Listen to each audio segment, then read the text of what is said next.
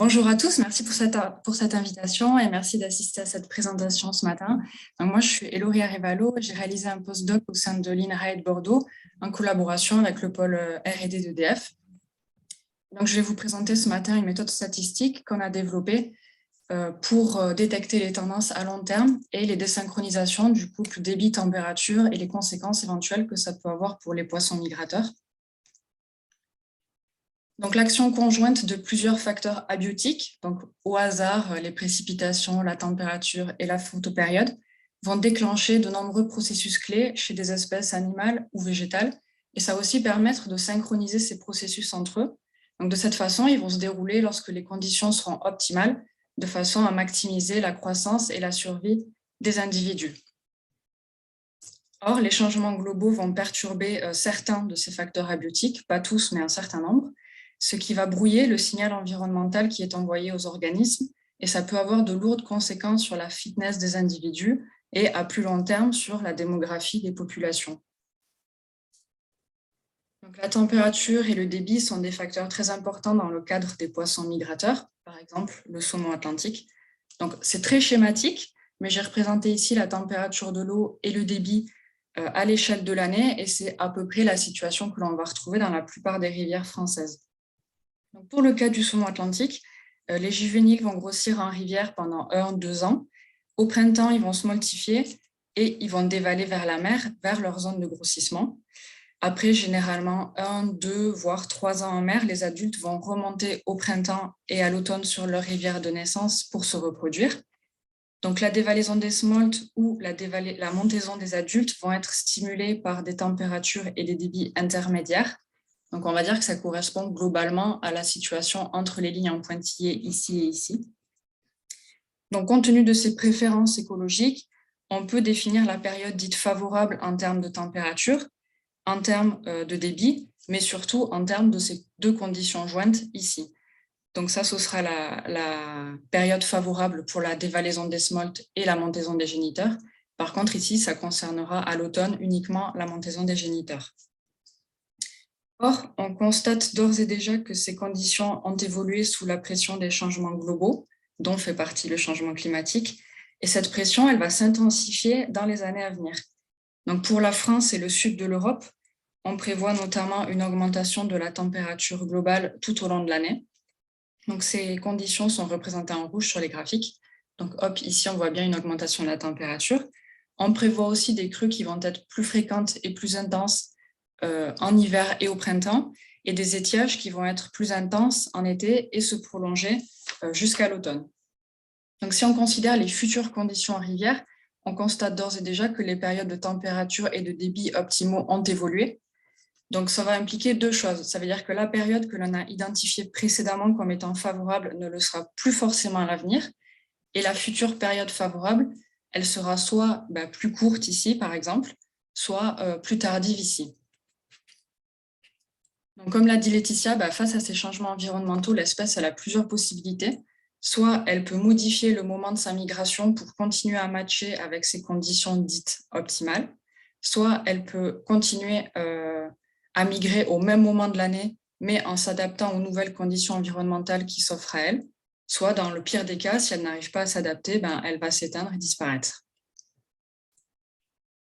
Donc à partir de ce constat, on a voulu développer une méthode statistique permettant de révéler des changements de fréquence d'association de variables, donc dans un cadre multivarié, au sein de différentes niches écologiques. Donc dans le cadre des poissons migrateurs, on s'est focalisé sur la température de l'eau et le débit. Donc, dans un premier temps, on a voulu révéler les changements de conditions au sein de ce qu'on a défini comme étant la niche disponible, c'est-à-dire l'ensemble des associations qui sont offertes par l'environnement aux poissons. Donc, on a mis au point cette méthode et on l'a testée sur différentes rivières françaises pour voir si les conditions au sein de ces rivières avaient changé au cours du temps et pour voir si ces changements étaient compatibles avec les exigences écologiques théoriques, on va dire, des poissons migrateurs. Donc, on s'est intéressé aux grandes rivières françaises qui apparaissent sur cette carte. Et dans le cadre de cette présentation, je vais me limiter à la Loire et à la Vienne. Donc, c'est des bassins versants assez similaires en termes de pression. On y retrouve une agriculture intensive assez développée et un stockage d'eau modéré. Donc, nos jeux de données couvrent une période temporelle qui est assez longue, environ 30 ans, à un pas de temps journalier. Donc, quand on applique notre méthode que l'on a appelée choc, on obtient ce type de sortie, donc ce graphique ici. Tous les graphiques que je vais vous montrer se lisent globalement de la même façon.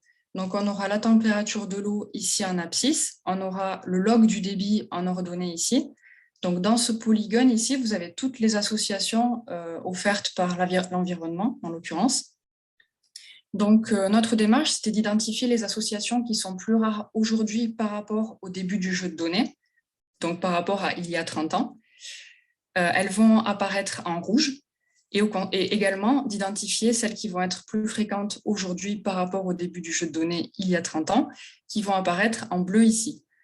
Après, l'intensité de la couleur, ça va dépendre du niveau de significativité. Donc, les couleurs plus pâles, ici par exemple, vont montrer les tendances qui ne sont pas significatives, tandis que les couleurs vives vont montrer, elles, les tendances significatives.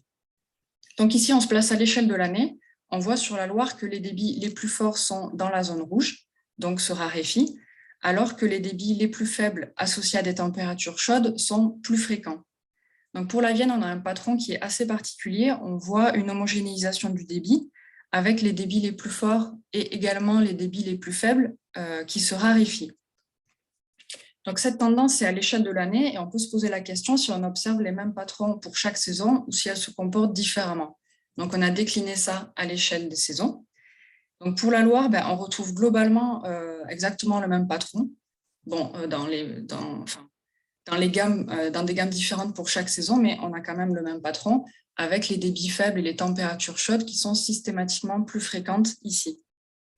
Pour la Vienne, on retrouve un patron assez particulier en été, puisqu'on constate ici qu'il y a une disparition des débits faibles. Donc, dans un cadre de changement climatique, ça paraît assez surprenant. Et en fait, ce résultat, il s'explique parce qu'il y a une politique de soutien d'étiage qui s'applique sur le bassin, et ça se reflète ici en termes de débit sur la rivière. Et cette politique a probablement des répercussions également en automne, avec un patron assez particulier ici aussi. Donc, comme toutes les saisons montrent des changements assez significatifs sur la Loire, c'est potentiellement toutes les espèces et tous les processus qui s'y trouvent, qui se déroulent au sein de ce bassin, qui vont être bouleversés. Et sur la Vienne, ça va principalement être les processus estivaux et automnaux qui vont être impactés. Par exemple, la dévalaison des alezans ou des anguilles argentées, ou la montaison du saumon atlantique. Donc, si on revient maintenant un petit peu en arrière sur la méthode, on avait nos températures de l'eau et notre débit sur une longue période temporelle à une échelle journalière. Et ça nous permettait de quantifier les modifications de conditions au sein de ce qu'on a défini comme la niche disponible.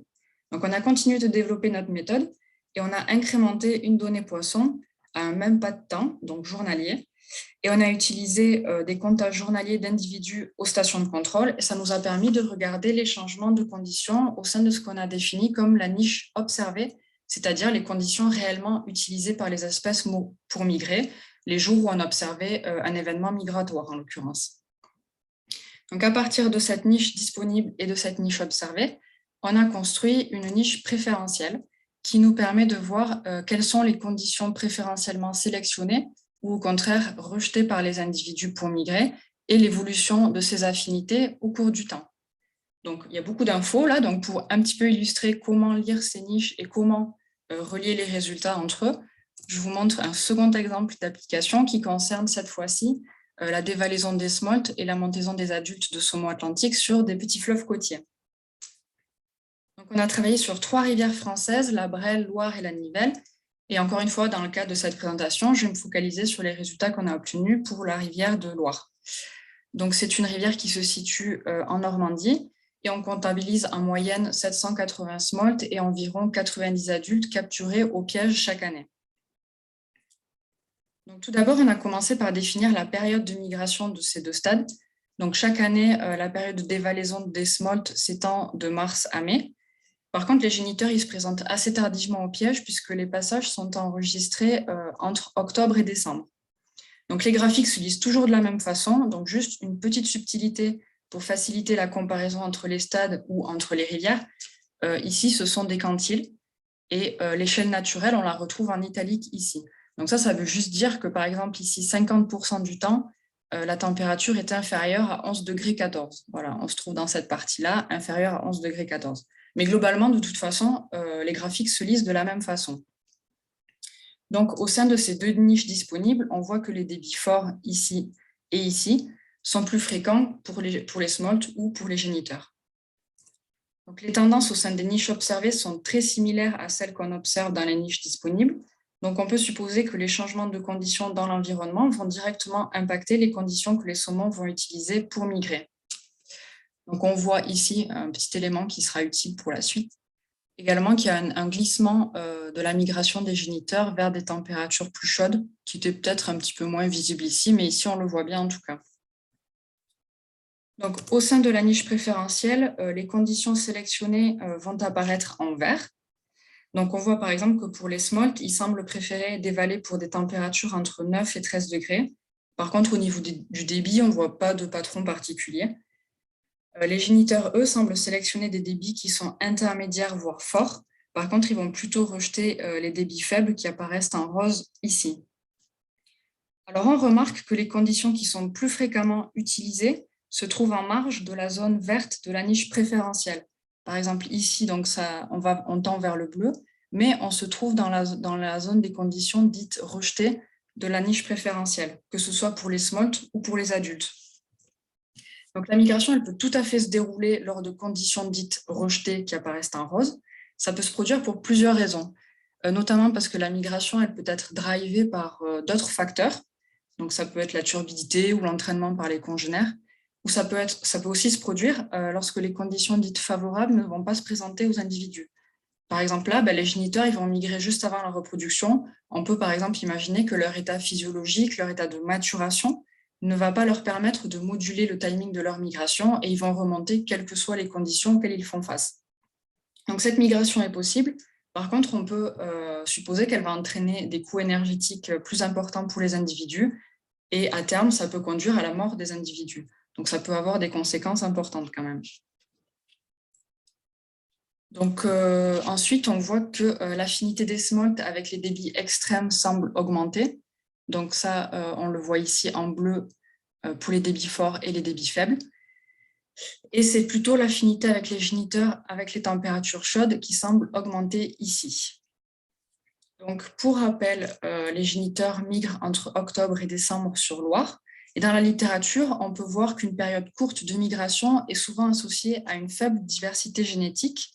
Donc, si on prend d'une part cette faible diversité génétique et d'autre part un réchauffement qui se confirme sur les conditions utilisées par les géniteurs, on peut s'interroger sur la capacité de la population à s'adapter dans un contexte de changement global. Donc, c'est potentiellement une population qui peut être vulnérable dans les années à venir.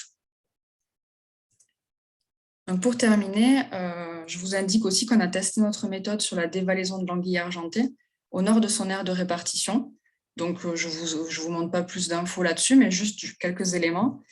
On a travaillé avec des collègues norvégiens et irlandais sur l'IMSA et le bourrichol, et on a vu que les anguilles migraient à des températures plus chaudes. Donc, comme on se situe au nord de son aire de répartition, ça constitue pour l'instant pas un frein, ce n'est pas un problème, parce qu'on se situe au-dessous des températures optimales de l'anguille. Par contre, c'est plutôt les débits qui semblent limitants, parce que potentiellement très faibles au début de la migration de l'anguille, à la fin de l'été, au début de l'automne. Donc, pour conclure et pour résumer un peu tout ce que je vous ai montré, donc on a développé une méthode qui permet de révéler des tendances environnementales dans un cadre multivarié, ce qui constitue l'originalité de ce travail. Cette méthode permet d'identifier des décalages entre les différentes niches écologiques que je vous ai présentées, c'est-à-dire les conditions offertes par l'environnement, celles réellement utilisées par les organismes et celles préférentiellement sélectionnées ou rejetées par les espèces. Donc, ça peut être une méthode qui nous permettrait d'identifier des espèces ou des stades vulnérables dans un contexte de changement global. Donc, dans la continuité de ce travail, il y a aussi un postdoc qui va commencer en 2022. L'objectif sera cette fois d'intégrer dans les analyses des projections futures sous scénario de changement climatique à différents horizons temporels. Donc, la méthode sera appliquée sur l'ensemble du bassin versant de la Loire. Et à partir des données simulées de température et de débit, on évaluera la favorabilité passée, présente et future des différents affluents du bassin vis-à-vis des différentes espèces migratrices qui le peuplent. Voilà, donc j'ai fini mon petit laïus sur notre méthode. Surtout, si vous avez des questions, si vous voulez aller un peu plus loin, n'hésitez pas à nous contacter par mail, on est tout à fait disponible. Et surtout, si vous avez des données et que vous pensez qu'elles peuvent se prêter au test de notre méthode, encore une fois, n'hésitez pas à revenir vers nous. On est super disponible et super ouvert pour continuer à développer notre méthode et pour essayer d'aller un petit peu plus loin avec vous. Voilà. Merci de votre attention.